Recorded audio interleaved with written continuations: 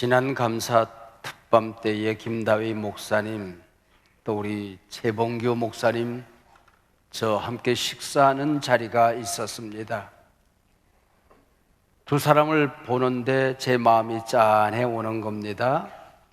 두 사람에게 물었습니다.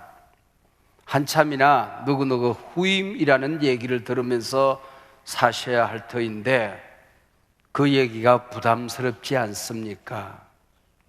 짐이 되지는 않습니까? 그랬더니 두 사람이 같은 마음, 같은 말을 주고받았습니다. 유튜브를 통해서 김다희 목사님의 얘기가 아마 실려 있는 줄로 압니다. 유기성 목사님의 후임이라는 그 말이 부담이 되거나 짐이 되기보다는 그 이름 자체가 영광스럽고 또 내 목회에 날개가 되는 것 같습니다 하는 대답이었습니다. 그래서 오늘 말씀의 제목이 짐이 아니라 날개입니다. 짐이 아니라 날개입니다 라고 잡아보았습니다. 새의 날개도 날지 않으면 짐이 됩니다. 우리가 인생을 살아가다가 어떤 짐을 지고 산다 할지라도 믿음으로 감당하면, 믿음으로 보면 날개가 될 수 있다, 그런 얘기지요.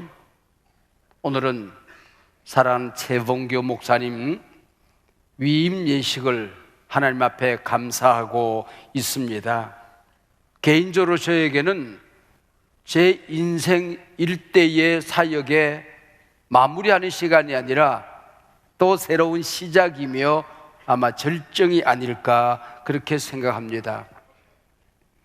모세의 사역이 아무리 위대해도 여호수아의 사역이 없었다고 한다면 완성이 될 수가 없는 거죠. 광야 고생으로만 끝나지 않겠습니까?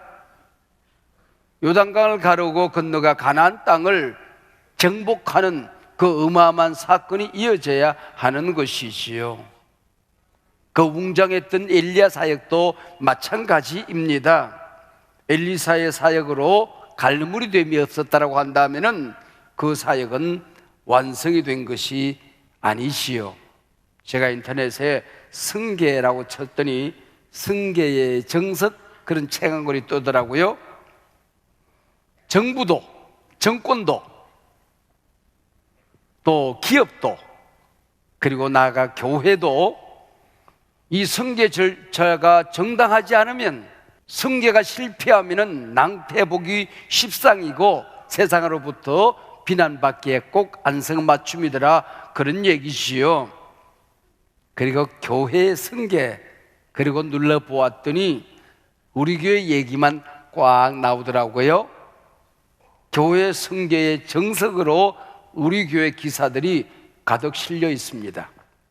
아마 그 승계의 갈무리가 오늘 이 시간일 것 같은데, 한편 두렵기도 하고 또 한편 조심스럽기만 합니다. 오늘 본문 역사상 가장 장엄한 승계 예식이 기록되어지고 있습니다. 우리 교회 모든 성도님들이 동참하며 이 시간에 바라보고 계시는 것처럼 엘리야와 엘리사의 승계 절차를 사랑하는 제자들이 동참하며 바라보고 있습니다. 엘리야가 강가에 이르러 겉옷으로 그 강을 치니 그 강이 축축축축축 갈라집니다. 두 사람이 걸어가는데 뒤에서 보니까 오손도손 친구 같기도 하고 스승과 제자 같기도 하고 멘토와 멘티 같기도 하고 아비와 자식 같은 정겨움이 느껴집니다. 가장 거칠고 어두운 항구에 가장 큰 등대, 가장 빛나는 등대를 세우는 법이지요.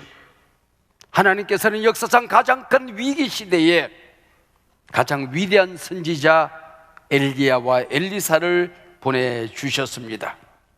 오늘 우리가 살고 있는 이 시대가 현대 역사에서 엘리야 시대, 엘리사 시대가 아닌가 그렇게 생각합니다.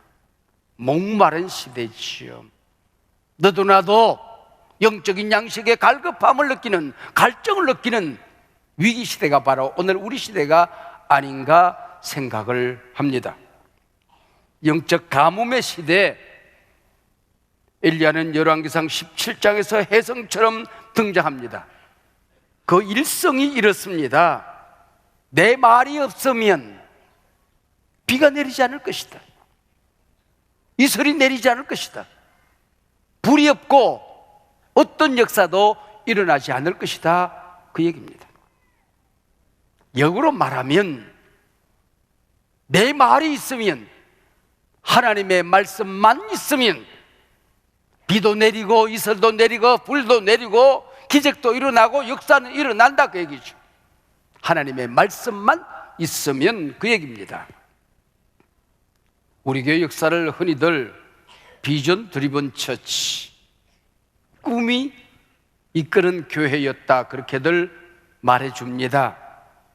그러나 제 심장에서 울컥 터져나오는 또 다른 대답이 있었습니다. 우리 교회는 그 누가 뭐라고 그래도 하나님의 말씀이 이끄는 교회였다.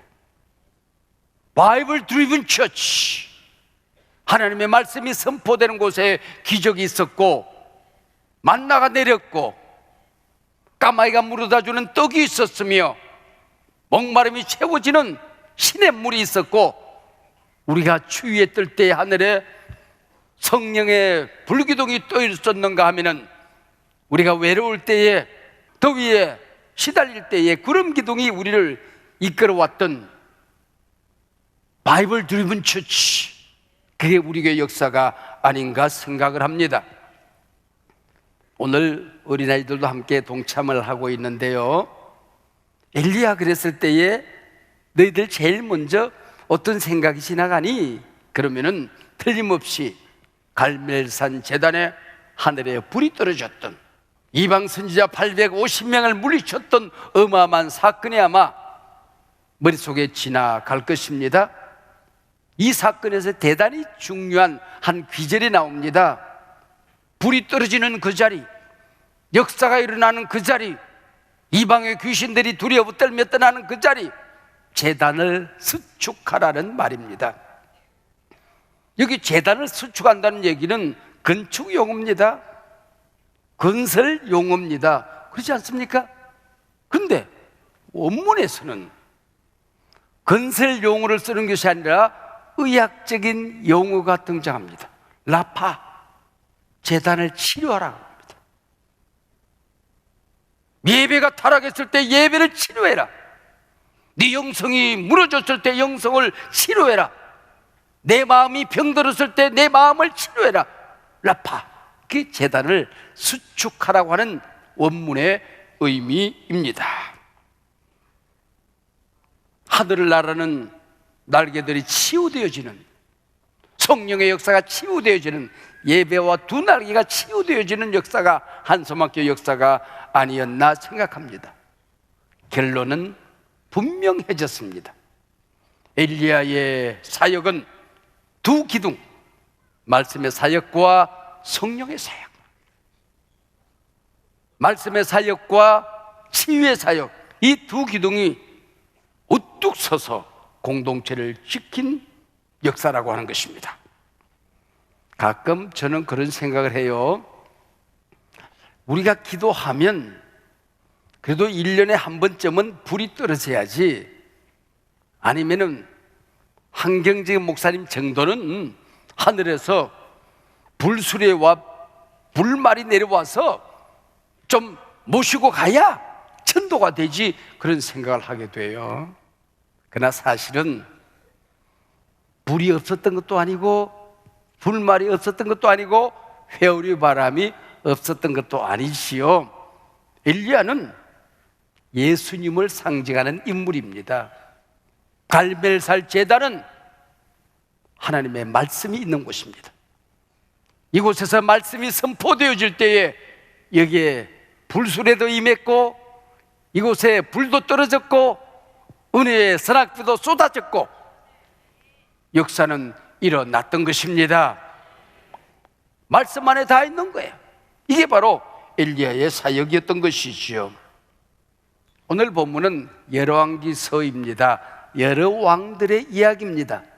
그러나 열왕기상은 엘리야서, 열왕기하는 엘리사스라고 우리가 할 수가 있습니다. 오늘 본문은 열왕기 상하 중간에 걸쳐 있는 엘리야의 사역과 엘리사의 사역이 함께 공존하는 승계되어지는 장면이 오늘 본문의 내용입니다. 역사 무대에 혜성처럼 등장했던 엘리야, 유성처럼 사라지며 사랑하는 제자 엘리사에게 승계를 하는 불이, 날개가, 능력이, 성령이, 말씀이 전수되어지고 승계되는 아름다운 역사가 오늘 본문의 내용입니다. 엘리야는 하늘로 승천하는데 옛날에는 주의 선지 엘리야 병거 타고 하늘에 그래 돼 있었어요. 성경을 읽어보니까 병거 타고 간 게 아니야. 불수레와 불말은 성령의 임재 두 사람을 갈라놓는 사건이었고, 회오리 바람이 내려와서 날개가 되어서 그들 하늘로 모시고 갔던 것입니다. 요즘 찬송 가사가 바뀌었어요. 주의 선지 엘리야 바람 타고 하늘에, 그렇게 되어 있습니다. 바람은 두 사람의 승계를 이어가는 날개였던 것이죠. 엘리야를 하늘로 바람을 타고 그 겉옷이 떨어지며 엘리사에게 승계되는 장면이었습니다. 승계가 뭘까? 저는 오늘 겉옷이 승계되어지는 것, 날개가 이어지는 것, 이게 바로 승계다, 그렇게 해석을 하고 싶습니다. 엘리야의 겉옷이 떨어집니다. 자신의 옷을 찢어 던지고 그 겉옷을 들고 요단강을 가르고 건너옵니다. 날개가 승계되어졌던 것이지요. 엘리사가 강물에 발을 들여다 놓는 순간 건너올 때 그 그림이 연상되어지는 것입니다. 뭘 얘기하는 것입니까? 전임자가 사라져도 하나님의 역사는 계속되어야 한다. 복음의 역사는 계속되어야 된다. 말씀 능력의 역사는 계속되어야 된다. 공동체를 치유하는 라파의 역사는, 재단이 수축되어지는 역사는 계속되어져야 한다 하는 것입니다. 1, 2주쯤 지났나요? 이 자리에서 은혜동산 50회를 마치고 하나님 앞에 감사하는 예식이 있었어요. 제일 앞자리에 제가 앉았는데 자꾸 눈물이 나요. 좋아서도 눈물이 날 것이고, 또 50회를 이끌어가는 그 그림이 기대가 되어져서도 좋고, 또 한편 또 짠한 마음이 생기는 거예요. 이게 쉬운 일이 아닌데, 또 우리 한사목교회 공동체가 작은 공동체가 아닌데 우리 최 목사님이 이걸 어떻게 이끌어 가실까 하는 생각이 들면서 안쓰러운 마음이 들어요. 그래서 하나님께 제가 그날 밤에 잠이 안 와서 물었어요. 하나님, 제가 앞에서 끌고 최 목사님이 뒤에서 좀 따라하면 어떨까요? 우리 주님의 음성이 들렸어요. 정아, 걱정하지 말고 사라지라. 내가 끈다. 그러면은 주님, 최 목사가 앞에 가고 제가 뒤에서 딱 호의가 돼가지고 보호를 하고 가면 어떨까요? 정아, 그거 내가 한다. 너는 바람 타고 날아가면 된다. 아, 그래요? 그러면 뭘 할까요? 걱정하지 마라. 최봉교 목사가 너를 업고 갈 것이다. 아, 내가 크지는 않지만은 무거울 텐데요. 아니다, 네가 최 목사의 날개니라 그러더라고. 눈물이 푹 쏟아졌어요. 한선막교회 커도 걱정 없다. 새가 날개 크다고 걱정하겠느냐? 한선막교회가 날개니라. 한선막교회 두 날개, 예배도 날개고 소그룹도 날개고, 그리고 또 최봉규가 날개가 되어서 한소망교회를 하늘로 비상시킬 것이다. 하나님이 그러시더라고요. 아, 그러니까 마음이 평안해져요. 잠이 안 오다가 그날 밤 잘 잤습니다. 참 잘 잤습니다. 사랑하는 최봉규 목사님, 제가 목사님의 날개가 되고 우리 한소망 교회가 날개가 될 것입니다. 심이 아니라 날개가 될 것입니다. 먼저 부족한 저를 이곳에 세우신 하나님께 모든 영광과 감사를 올려드립니다. 그리고 항상 가르쳐 주시고 또 지금까지 이끌어 주신 사랑하는 목사님께 감사드리고, 이 동사 기간 동안에 옆에서 응원해 주시고 함께 기도해 주신 우리 장로님들, 권사님들, 그리고 우리 한소망의 모든 성도님들, 여러분께 사랑의 말씀을 전합니다. 형제의 기쁜 일을 마다하지 않고 먼 곳에서 달려와 주신 우리 일가 친척, 우리 형제, 또 자매, 또 사랑하는 자녀들, 함께 해주셔서 너무나 감사드립니다. 저는 오늘 여러분들과 함께 위임의 첫 번째 설교로 갑절의 영감을 주소서라는 제목으로 하나님의 말씀을 전하려고 합니다. 사실 이 갑절의 영감을 주소서라는 이 말씀은 여러분들에게 필요한 말씀이라기보다도 바로 저 자신에게 들려져야 되는 말씀이라 생각이 듭니다. 아마 8년 전이었을 겁니다. 그때도 감사 특밤의 기간 동안이었는데, 하루는 말씀이 그날따라 참 뜨거웠습니다. 그리고 말씀이 마쳐진 뒤에 우리 사랑하는 목사님 앞으로 나오셔서 기도를 인도하시는데 성도들이 너무나 뜨겁게 기도를 했습니다. 그때 기도를 하다가 목사님께서 기도를 잠시 멈추기 하시더니 이런 말씀을 하셨습니다. 여러분들 안에 많은 기도의 제목이 있겠지만은, 그러나 오늘 여러분들이 정말로 하나님께 원하고 바라는 것 딱 한 가지만 두고 기도하자. 하나님께서 그 음성을 꼭 들어주시고 응답해 주실 것입니다 하면서 그런 선포를 해 주셨습니다. 저는 제일 먼저 하나님 앞에 이런 기도를 했습니다. 갑절의 영감을 주옵소서. 하나님께서 사랑하는 목사님 사용하시는 것처럼 저도 한국교회를 위해 쓰임받기를 원합니다. 저에게 갑절의 영감을 주소서라는 그런 기도를 한 적이 있습니다. 그런데 오늘 위임을 받고 첫 번째 말씀으로 갑절의 영감을 주소서라는 말씀을 전하게 된 이 시점을 보니까 하나님의 오묘하신 손길과 이끄심이 함께 하지 않았는가, 그렇게 생각을 해봅니다. 그런데 오늘 이 말씀을 준비하면서 우리 위임 목사님께서 쓰신 엘리야 엘리사 새로 보기라는 책을 제가 몇 번을 걸쳐서 읽어보았습니다. 그러면서 제가 8년 전에 갑절의 영감을 주옵소서 하고 하나님께 기도했었던 그 기도가 무슨 뜻인지 나중에 알게 된 것입니다. 그 의미를 오늘 말씀을 통해서 여러분들과 같이 나눠보려고 합니다. 장엄한 장면이 펼쳐집니다.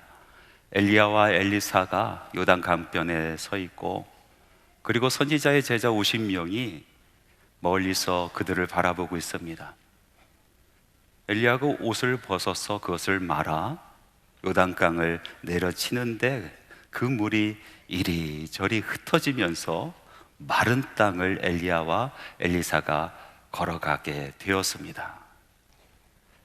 강을 다 건넌 뒤에 엘리야가 엘리사에게 묻습니다. 이제 내가 떠나가야 될 때가 되었는데 너에게 무엇을 해주었으면 좋겠는가? 라는 그런 질문을 하는 것입니다. 그때 엘리사가 주저없이 이렇게 대답을 합니다. 당신의 성령이 하시는 역사가 갑절이나 내게 있게 하소서. 당신의 성령이 하시는 역사가 갑절이나 내게 있게 하소서. 우리가 옛날에 사용하던 개역 성경의 번역판을 보면은 갑절의 영감을 내게 주소서 이렇게 써 있었습니다. 그런데 이 질문을 하고 또 대답을 한 뒤에 엘리야가 참 재미난 이야기를 이어서 합니다. 그 말은 내가 어려운 일을 구하는구나. 내가 어려운 일을 구하는구나.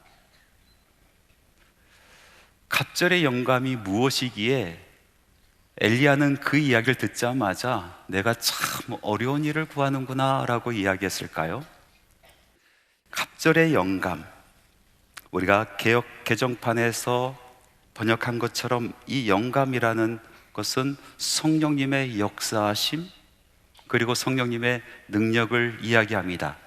그런데 이것을 갑절로 달라고 했거든요. 이 갑절이라는 단어 히브리어로 보니까 쉐나임이라는 단어를 쓰고 있습니다. 영어로 더블 포션이라는 뜻입니다. 두 몫이라는 뜻입니다. 두 몫을 달라는 겁니다. 그런데 욕심이 있어서 나는 다른 형제들보다 두 몫을 가져야겠습니다 라고 이야기한 것이 아니란 사실입니다. 성경에서 보면 두 몫이라는 이런 단어가 다른 곳에도 쓰이는데, 그것은 바로 장자에게 몫을 넘겨줄 때 그때 두 몫을 줘라 이렇게 말씀하고 계시거든요. 신명기 21장 17절 말씀에 보니까 아들들에게 분깃을 나눠주면서 장자에게 더블 포션, 쉐나임, 두 몫을 주라 라고 말씀하고 있는 것입니다. 그래서 이 말씀을 가만히 보니까 엘리사가 엘리야에게 요구했던 것은 다른 형제보다 내가 더 많이 갖기를 원합니다 이 뜻이 아니라, 내가 장자의 명분을 사모합니다. 마치 야곱이 그랬던 것처럼 내가 장자의 명분을 사모합니다 라는 그런 의미로 이야기를 한 것입니다. 여러분, 장자의 명분은 무엇입니까? 바로 책임감입니다. 사명감입니다. 그리고 지기 힘든 십자가입니다. 우리 주변에 장자의 의식을 갖고 있는 분들이 계십니다. 가정 안에서도 장자의 의식을 갖고 있는 분들이 계십니다. 그 사람들의 사명감은 정말 놀랍습니다. 책임감이 아주 큽니다. 가족을 위해서 십자가 지는 것을 두려워하지 않습니다. 교회 안에서도 장자의 이 의식을 가지고 있으신 분들이 계십니다. 그분들은 고된 일을 뒤로 하지 않습니다. 먼저 나와서 그 일들을 감당합니다. 교회가 지고 가야 할 십자가를 앞에서 지십니다. 나라에서도 장자의 의식을 가지고 있는 분들이 계십니다. 그분들은 자기 먹고 살려고 살아가지 아니하고 나라를 생각합니다. 그 나라가 어떻게 하면 설 수 있을까? 어떻게 하면 정말 하나님께서 원하시는 그런 기쁨이 있는 나라가 될까 생각하며 앞장섭니다. 자기를 희생합니다. 장자의 의식을 가지고 있는 사람은 넓은 그릇의 사람입니다. 자기 인생도 담기가 어려워서 쩔쩔매는 그런 그릇이 아니라 많은 사람들의 꿈을 담고 아픔을 담는 넓은 그릇의 사람입니다. 가족의 꿈을 담고 또 가족의 아픔을 담고, 교회의 꿈을 담고 교회의 아픔을 담고, 이 나라 이 민족의 꿈을 담고 아픔을 담는 넓은 그릇을 가지고 있는 사람이 바로 장자의식을 갖고 있는 사람입니다. 정리하여 말한다라면은 지금 엘리사가 엘리야에게 간구하고 구하는 것은 성령의 역사하심, 그 권능, 나에게 장자의 역할을 감당할 수 있을 정도로 주시옵소서라는 그런 뜻인 것입니다. 내가 이 어려운 일을 감당해야겠습니다. 장자의 그런 더블 포션 저에게 주옵소서. 왜 이런 어려운 길을 걸어가려고 했을까요? 왜 엘리사는 이런 어려운 것을 간구하고 바랐을까요? 무엇보다도 하나님을 사랑했기 때문에 그렇습니다. 하나님의 뜻이 너무나 중요했기 때문에 그렇습니다. 자기 꿈보다 하나님의 꿈이 더욱더 소중했기 때문에 그런 바람을 하나님께 올린 것입니다. 그리고 하나님께서 품에 품으시고 사랑하는 백성들을 사랑했기 때문에 그랬습니다. 그러나 조금 더 실질적으로 엘리사는 자기 자신을 바라봅니다.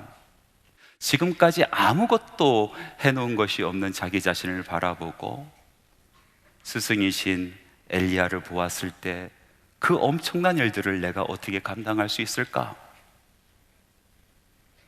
그 헤아릴 수 없는 하나님의 역사심을 어떻게 내가 감당할 수 있을까?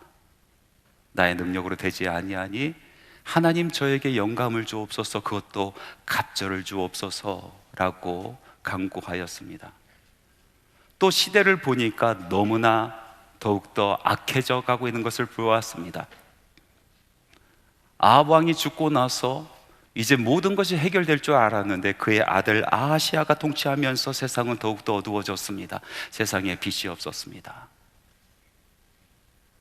그래서 갑절의 영감 없이는 도무지 하나님의 나라를 위해서, 하나님의 꿈을 위해서 그 사역을 감당할 수 없기에 주님 저에게 갑절의 영감을 주옵소서 간구하였던 것입니다.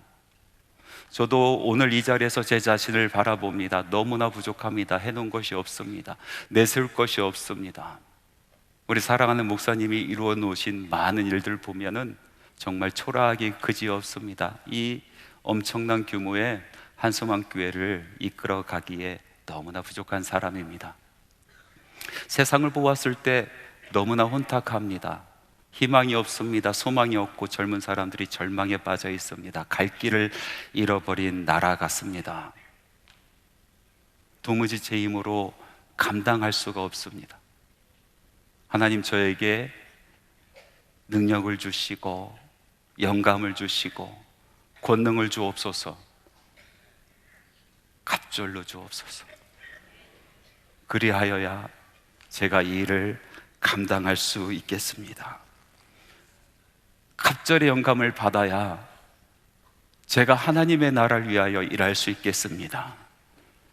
갑절의 영감을 받아야 우리 하나님께서 귀히 쓰시는 이 한소망을 이끌어갈 수 있겠습니다. 고백할 수밖에 없습니다. 이 일이 있은 후 아주 놀라운 일이 펼쳐집니다.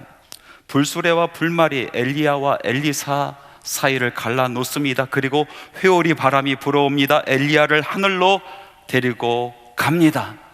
그 모습을 바라보면서 엘리사는 내 아버지여, 내 아버지여, 이스라엘의 병과 그 마병이여, 애통하며 하늘을 바라봅니다. 그리고 엘리야가 떨어뜨려 놓은 겉옷을 집어 들고 요단강 한 높은 언덕 위에 섭니다. 이 겉옷은 무엇입니까? 신분과 사명을 이야기하는 것입니다. 다시 엘리사는 하늘을 바라보며 엘리야의 하나님, 엘리야의 하나님 어디 계시나이까? 엘리야의 하나님, 지금까지 엘리야와 함께 하신 하나님, 이제 나와 함께하여 주옵소서. 이제 나의 손을 붙잡아 주시옵소서 간구하며 기도합니다. 그리고 그 겉옷을 들어 요단강을 치매 그 강이 갈라져 그곳으로 걸어갈 수 있었습니다. 저는 이제 지금까지 제가 입고 있었던 옷을 벗고 사랑하는 목사님께서 입으셨던 옷을 입으려 합니다. 빛에는 능곡의 지하 예배당에서 허리가 끊어지도록 핏물을 닦으다가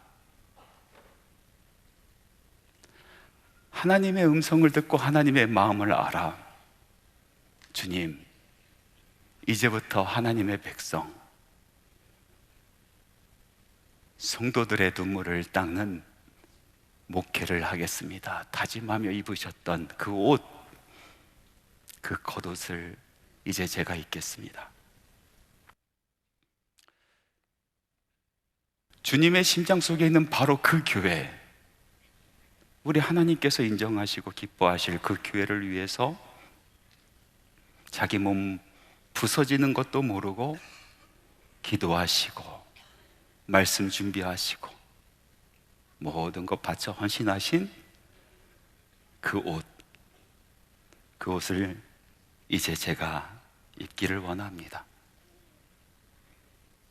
세상 사람들이 뭐라고 하더라도 그 어떤 권력에도 굴하지 않고 하나님의 마음, 하나님의 말씀을 전하셨던, 끝까지 꺾이지 않는 사명의 그 길을 걸어가셨던 그 옷, 그 옷을 제가 입겠습니다. 사랑하는 성도 여러분, 이제 함께 날개를 펴고 비상합시다.